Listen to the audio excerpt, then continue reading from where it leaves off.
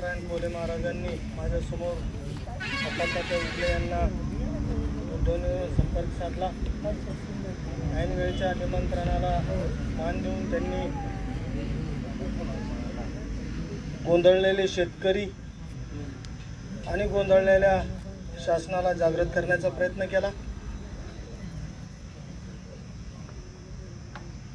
बरेच दिवस झाले तेही पोटतिडकीनं 2-3 दिवसापासून रोज एक प्रवचन देत आहेत, त्या माध्यमातून आपल्याला जागृत करण्याचा प्रयत्न करत आहेत। 2 दिवसापासून आपण बघताय प्रशासनाबरोबर काय खडाजंगी होते।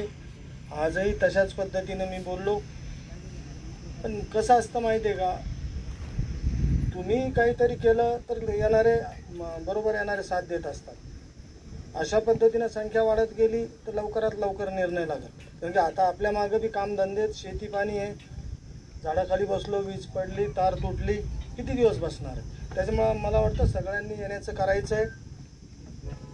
दुसरी गोष्ट, त्यांनी माझ्या बाबतीत माझ्या इमानदारीच्या बाबतीत बोलले तर दानवे साहेब आता मला जिल्हा प्रमुख होते तेव्हापासून ओळखतात, माझे त्यांचे घनिष्ठ संबंध आहेत। ते म्हणले यार तुम्ही फार लावून धरता, म्हणलं आम्हाला इमानदारीचं कुत्रं चावलेलं आहे।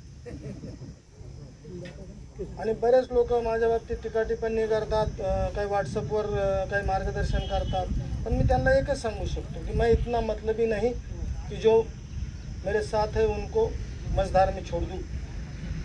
बस मुझे समझना हर किसी के बस की बात है।